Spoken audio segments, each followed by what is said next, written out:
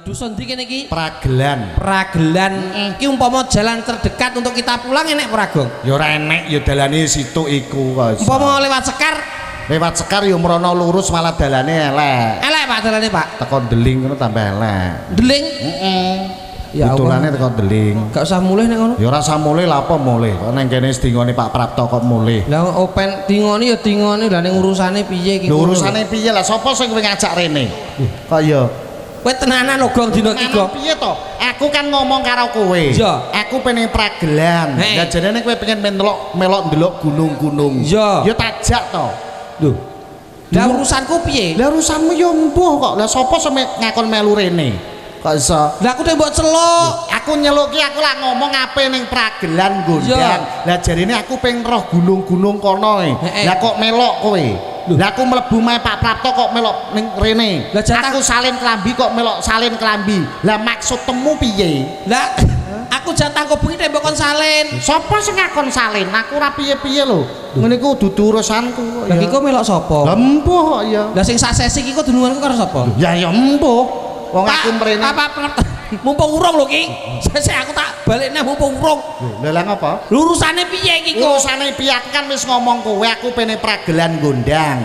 Lah kowe kok ngomong jare pengen ndelok gunung-gunung ning kono. Iya lah aku teh melok salin piye lah. Lah empuh kok. Lah aku salin kok malah melok salin kowe. Lah isuk to. Anu jatahku sitok apa loro le? Ya empuh. Aku ora dunung. Atae engko bengi tok. Lah ya mbok. Lah tembok celuk pokon salin. Siapa sing ngakon salin wong ibu dhewe salin ngono kok iso. Aku ora ngakon lho ya. Bangkoh kowe iki kok gak jelas iki. Ya wis. Jatahe kok bengi lagi kok. Aduh. Ya tiwas aku mek utangan. Semangat karo kanca loro ngono karaku. Lah piye iki aku nyumbang? Ya iki sambatan minangka dulur. Lah ya rokok barang urung metu apa. Alah. Oh babar pisan lho ki mengrung metu. Wis mbah lah kowe pokoke ya imboi lah satetek kok pokoke yo. Iki sowan Dusun Pragelan. Desane Pragelan. Kacamatane Gondang. Bojonegoro sisih kidul lor wetan. Kok ndi? Endi nek kidul wetan dhewe. Iki enek sing adoh nek enek. Isih. Endi desane? Desane ndi Mas isih rono sampean? Kan enek. Ndi? Bluru. Bluru. Ya Allah, adone. Mangan neh. Ayo, mangan terus. Ngene. Aja sampai lesu pokoke. Mulih aja sampai kuru. Ya iya. Engko pangkling sing nang omah ya. Nyang kuyung dape sapa, Gong? Daupe Mbak Deni karo Mas Fahrul. Kali Mas Fahrul ditungakno. Ganti busana. Heeh, muga-muga mantene dadi keluarga sing sakinah mawaddah warahmah. Amin. Muga-muga enggal pinaringan putra-putri ingkang saleh salehah. Amin. Muga-muga pinaringan rezeki ingkang kathah. Amin. Rezeki ingkang turah-turah. Amin. Kena nggo bangun omah sing megah lan mewah. Amin. Yen turah kena nggo tuku sawah. Amin. Kena nggo anak sekolah lan kuliah. Amin. Yen turah kena nggo umroh tindak Mekah lan Madinah. Amin. Lumantar istana. Gratis rasah bayar umroh monggo langsung berhubungan kalih Kaji Bagong kalih Mbah Banu monggo gratis oleh utang umrohnya Pak Bu monggo umroh kok utang lah nek umroh kene Mekah iso gratis lho mbayarke Pragelan sido kumpul ki gampang Mas nek pengin umroh melu aku gampang iya cuma nyerahno kakak KTP surat nikah wis beres terus bayare gampang sak wayah-wayah oh iya pengumuman buat warga sido kumpul bakdo panen jenengan monggo nindakaken umroh gratis namung nyerahke kakak KTP surat nikah pun niku mawon langsung saged bidal teng Mekah nggih Mbah piye ning kono nasibmu ya mbah. Aku ya pokoke ya ngene ya Gong. Komplain syutinge apa? Alexa saking saka Jari wong aku urung tau rene ya lagi ison sisteme Rizky audio Elektune Istana Campur Sari. Ya. Bayare wis mangan urung? Oh alah. Lot sekabeh ngono modele. Aku njaluk akotmu piano. Ya. Senggah klo diguyu wong sedo kumpul. Bar koprol yang telah sudah kumpul so.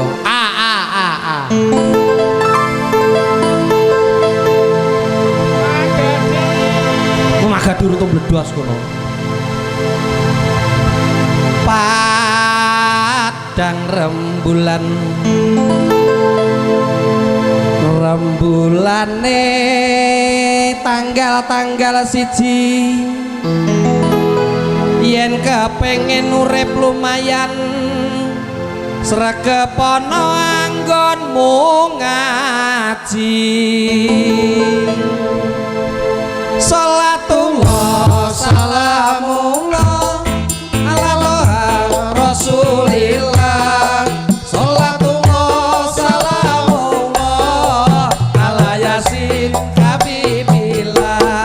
Salatullah salamullah ala yasin habibillah. Jreng jreng jreng. Ya kita tanggal 1. tanggal 1 Kong. Piye wong urip? Terus no. Nah ya terus no tanggal 2. Ya karo nyaringi dar selawatan iki mulutan kok so. Padang rembulan cerwewewemu. Oh leglogo jarang. Makane mangan to. Bojomu radang to, Mak. Lah anakmu rambut jak. Biasane familis rembulane tanggal 2. Tanggal 2. Yen kepengin urip lumayan sregep sinau ben ora bodoh. Salatullah salamullah ala toha rasulillah. Salatullah salamullah ala yasin habibillah. Salatullah salamullah ala yasin habibillah. Tanggal 2. Pas Tanggal 3 Mas. kok terus Terus padang rembulan. Monitorku tambahi Mas. Rembulane tanggal 3. Tanggal 3. Sekedap Mas nggih. Yen kepengin urip lumayan warga sida kumpul harus bersatu. Salatullah salamullah ala toha rasulillah. Allahumma sholli ala Muhammad. Ala yasin habibillah. Salatullah Salamullah ala yasin habibillah. mula kabeh para sedulur mang tindake dawuh Pak Gubernur. Maju terus pantang mundur menciptakan masyarakat adil makmur. Pak Gubernur menciptakan masyarakat yang adil dan makmur. Pak Gubernur. Ya cocok. Kamangka Pak Gubernur kuwi ya duwe anak buah. Sapa? Bupati. Iki ya dicandra. Dicandra. Ya terus piye nek Ha iya dicandra. Pak Bupati. Pak Gubernur dibantu Pak Bupati, kerja keras sudah banyak menanti, pembangunan merata di sana sini, masyarakat jaya dan abadi. Pak Gubernur dibantu Ibu Bupati. Bu Ana. Wah, ana nyatane pembangunan ini desa-desa rasa kutha Kutha tenan ngelenyer dalane. mlebu kandang sapi. Biyen ape ning gondang e ra iso. Mlebu kandang sapi di aspal saiki. Iya saiki. Nek Luar biasa ya ora ngarah. Iya. Kandang. Nggih sekedap Bu. Pinarak riyen nggih. Bupati kuwi ya duwe pembantu. Sapa? Pak Camat. Ya dicandra. Ya dicandra. Kok teko RT bareng. Ah iya kok ya. Ibu Bupati Dibantu Pak Camat. golek kata-kata at iki lho. Kantene metu. Iya, metu ya ben to penak ra kaprah metu ya. Sik sabar pinarak sik, pengen kesane mboten napa sediluk. Ibu Bupati dibantu Bapak Camat menyampaikan aspirasi pada rakyat. Jadilah masyarakat yang sehat, jauhi narkoba dan minuman yang maksiat. Golek kata-kataan yang lera kaprah lho ora parikan kata-kataan. Lah kamangka Pak Camat kuwi ya duwe pembantu. Sapa? Pak Lurah. Ya dicandra. Dicandra. Ya Allah Pak tenan Lurah. iki. Iso keblegong ning kene nggone piye ta? Ora apa-apa. Bapak Camat dibantu Bapak Lurah. Kerja berat dan tidak boleh ogah. Ya. Harus titi ngurusi surat nikah sebab akeh wong meteng ra dinikah. Gon kuwak Nggonmu. Neng Sido Kumpul gak enek. Gak enek sing aku. Reneng nggonku ki amanah. Pak Lurah. Nggih. Pak Lurah kuwi ya duwe pembantu. Sapa nek? RT, RW. Astagfirullah tenan to. Duwe pembantu. Kok kono. Piye kok iya. Piye nek nyondro RT iki piye? RT RW. Lurah nek angel iki. RT. Bapak Lurah dibantu RT RW. RT RW senenge ngurus tanggane. Apa maneh yen wayah usum BLT sing ditumi jebol mung dulur-dulure. Gonem neh iki. Nggonku Sido Kumpul ya hek. Eneng. Gak eneng RT Sido Kumpul tertib ra kabeh. Tertib. Reneng. Reneng apa? Sing aku. Kayak ngantene wis siap. Monggo Mbak Aulia. Mbak Aulia, monggo. Yuk, kita tampilkan artis yang satu ini. Artis yang mana pernah gelintangan ngudaki aku. Sandalnya tak colok sak sisih. Lah. Aja ngono aku gengi wis sempal gegerku goro-goro kuwi. Apik to Mas. Apik piye? Kapan nek iso dina kanggo wong liya berarti bojone 3 ya to. Duh. Lho lha piye? Kanggo pijet kuwi lho. Lho, lah iya nek kanggo mijetno kan berarti wonge kesel bojone muk loro to. Ya to. Lah nek kanggo wong liya berarti bojone 3. Oh nek kanggo wong liya berarti bojone 3. Nek kuwi toh loro ya. Loro. Ya matur suwun pinara. Rasa bukan bocah bojo. Bojone karawan 3 ya gaya. Innallaha ma'asabirin kok. Maksude wong sabar kuwi kekasih Gusti Allah. Lah. Kowe kok iso nesu-nesu. Alah. Kaya dulung kok iso. Sing ikhlas. Al ikhlasu ruhul ibadah. Maksude wong ikhlas kuwi roh ibadah. Lah kaya roro wae kok iso. Aku putu kaji lho. Kowe mbok ngono putu kaji rumangsamu. Sing wis tindak Makkah Madinah. Sing kandha sapa? Lah putu kaji. Mbahku jenenge Sukaji. Lah. Sulane Mbah Kaji kok rumangsamu. Selamat datang Mas Manten, Mbak Manten. Bayuh ngantene wedok seweker. Nah, kandhane. Ra rugi Sido Kumpul rene aduh. Bayuh. Mentahe samene matenge sak pira? Rukun pokoknya sebab rukun kuwi pusaka kang ampuh kanggo gayuh kamulyan. Iya. Mas digandeng suaminya, Mbak digandeng suaminya biar kelihatan mesra. Mas sapa? Fahrul. Mas Fahrul kali Mbak Mbak Deni entuk bojo matoh kaya ngono kuwi. Mas kawine piro, Mas? Pinten, Mas? Pinten? Piro? Piro, Mbak? Tiweki Mas kawine piro, Mbak? Mas kawinnya berapa? 100. Ya Allah. 100. Aku tadi bojone yo mah. Opo? Oleh ayu kene 100. Ning ngono 100. Aku karo kowe iki. Wow, kali sari 450 dodi yo. Oh, ireng pisan. Ngene mata yo 100. Selawase pisan. Papa saya kan metu kok guritan dermumu kaya maling koyoan. Aduh. Lah kena opo gong? Lah krik ora apa? Lah kowe godi kok. Nek wireng lan lampune mati yo. Kowe ta sing ngajak. Lah iya aku njumbul. Aja 100. Asli 100? Ya Allah. Murah. Aduh SpongeBob. Awakku meriang. Oh Patrick. Awakku meriang. Yang penting kan itu adalah sesuatu yang ikhlas lahir batin. Sandalnya Mbak. Memang mahar itu tidak diharuskan memberatkan seorang laki-laki. Satu sendah ya Mbak ya. Sing penting wis ndang metang munak menek ngene wis pokoke. Ha ngene iki adahe gedhe ini biasanya ya akeh anake. Ha ning kene ado lor tok kidul bener to Mas Tarul arep ngopo jajalan. Nek Sido Kumpul jedok sore ayo klincok-klincok nanti AJP. Klincok-klincok nanti ning Kali Tidung. Tuku martabak, tuku sego goreng. Lah ning kene lho semono doe rape ning ndi? Ya wis ra nang ndi-ndi. Bener lho Mas ngendikane Mbah Bagong wau. Koni cari-ciri icir jagung. Pertanian sini luar biasa. Luar biasa. Ya padha wae wong Sido Kumpul sawah ya ora karo-karuan. Apa meneh Tegale. Ya wis. Ning kene apa ning kono Mas? Ning kene ayo. Penak ning kene dhuwitmu toh nderi.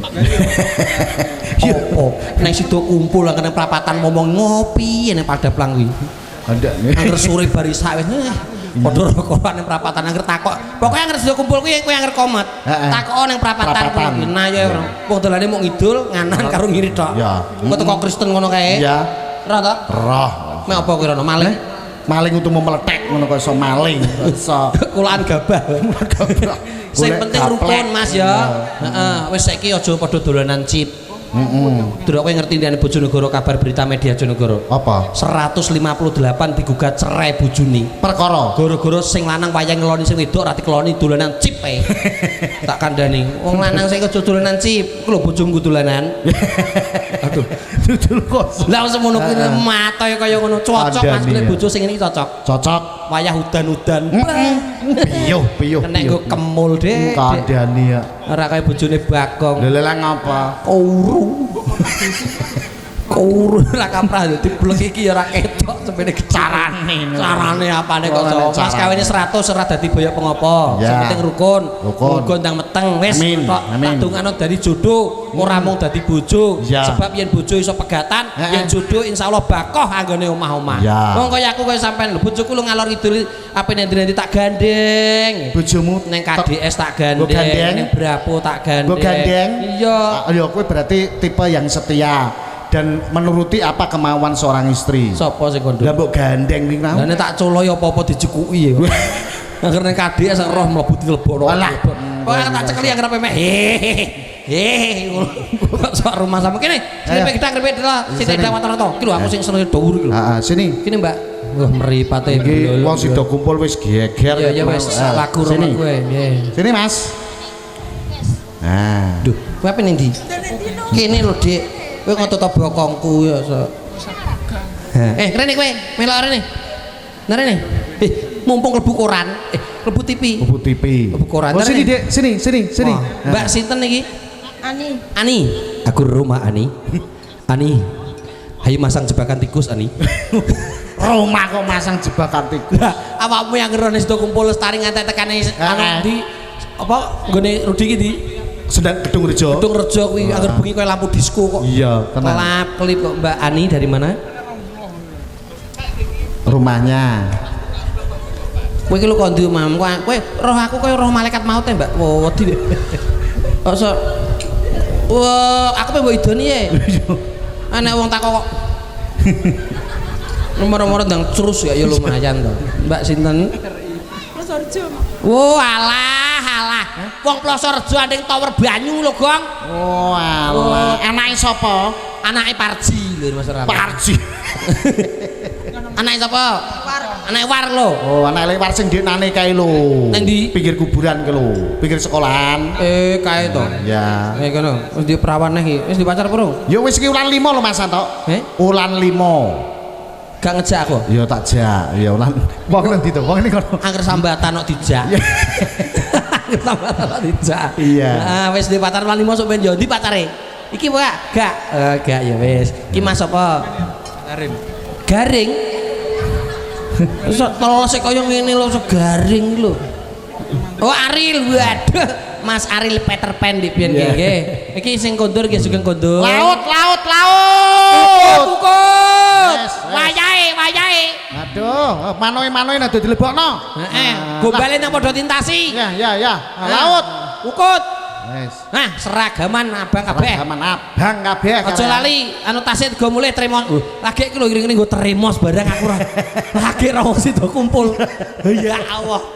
Gong, iso nganggo tremos adem barang kira-kira kok ya roh kira-kira kono dene adoh. Lah iya. Bontot nggawa banyu dhewe. Nggih, mboten napa-napa. Kondur selamat sehat walafiat. Ya. Dugi sak margi-margi mangke nitip Pak sopir mboten usah keseso nggih. Alon-alon waton kelakon. Mugi sak margi-margi dugi dalemipun piyambak suwang-suwang tansah pinaringan rahayu nggih. Amin. Tremose. Kok tinggal lah, Bu. Apik ya. Kuwi ora ki mau apene Tegal. Wong apene Tegal nggo tremos. Lah kaya melok ireng-ireng. Ya, walah katun melayu saking sak tremos-tremose. Luar biasa piantun. Kae sing loro kae. Ya. Iki Mas Aril. Mas Aril dari mana? Pragelan. Masih sekolah? Iya. Alah ayu nena. Ayu nena. Aja pengen wabok kok. Pengen dhewe kok. Mbak sinten iki? Dewi angin-angin? Ora Dewi Lisus. Udah masuk angin. Ngono. Saking putih Mbak Dewi? Pragelan. Masih sekolah atau udah kerja? Sampun lulus. SMP, SMA? SMA. Harus dipacar? Sampun. Tak dongakno ndang gagi nyusul ya. Amin rasa suwe-suwe. Pokoknya golek bojo rasa angel-angel. Pokoknya lanang urip Modelmu. Lah lanang tok nek ora urip gua apa? Ya kudu liyane. Nek lanang koyo ngene iki ketoke urip nek gulane 800. Waduh 800 kok lebih. Lho apa? Dijine Mas apa? Ketok susah men to Mas Rainem. Mikir apa? Mikir apa? Kok susah men to kowe iki kok ora usah susah senyum-senyum. Nah, Dewa 19. Heeh. Rumahnya mana? Ragelan. Ragelan. Masih sekolah? Masih. Masih kelas pinten? SMA. Satu SMA. SMA jurusan IPA atau IPS? PS. PS. Wong kaya aku lho jenenge Lah apa? IPS. IP ku tak garap. Tak garap no PR. Oh, tak kira tak Mbak apa. Dewi nyuwun lagu napa? Lagunya minta apa? Minta apa? Gedang kluthuk. Tuk gedang kluthuk, tuk gedang kluthuk. Tuk gedang kluthuk, tuk oh. Atau mungkin Mbak Deni pengen nyanyi sama Mas Warul. Gedang kluthuk dibawani. Tuk gedang kluthuk glegek sor. Mbak Dewi mau nyanyi, Mbak Dewi dari Prosorjo. Nyanyi nyanyi pura ora nyanyi tak nyanyi no dhewe kok. Mas wis kenal karo iki ya Gung sampun tanggane Mas alah selesai oh alah mripate semer mekalah kopik ketok di bengi pecah iki masa tak entek piro e Mas entek 13 saya petuk Tuhan yang Maha Esa. Lagune sing lansak. Monggo Mas Mut. Sidone piye? Wis ta anut kowe pokoke aku. Monggo dipenehi apa? Wong aku nasibku karek kene kok dina iki ya. Iya. Aku mulai dhewe engko iki. Mulai dhewe. Ya Allah mentolo tatahi. Ngerti ngene aku melok to aku. Allahu Akbar. Hei, Allah. mari.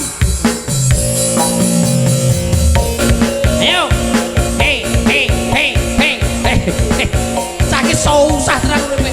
Seono. Kalau mending ngeteng. Alah, sampeyan ngene lho. Hop, ngene. Waduh tangi turu malah embung. Aduh. Nanging aku nekat imbung.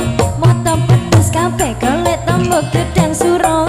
Tanpa basa-basi ra kenal kata pekewo. Aku lali tenan nyatane ora kelingan. Mau bengi ngopo aku juga tidak paham. Koyo tuane kok aku gampang lali. Awak teles kabeh aku njegur Ora sambut coploki. gedang kluthuk siramu mat mandok-mandok.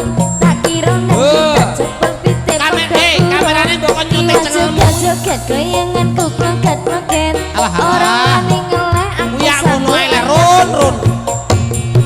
Duk gedang kluthuk, duk gedang kluthuk, duk gedang kluthuk, gedang kluthuk, gedang kluthuk, duk gedang kluthuk. Aku udah bawa warai lah kowe ora iso kok. Duk gedang kluthuk, gedang kluthuk, gedang kluthuk. Kaya iki lho Mas. Kowe malah keweden sawah meneng ae. Istana Tapi mripate melek. Aja gayer ora ora dalan keseripet nek kok.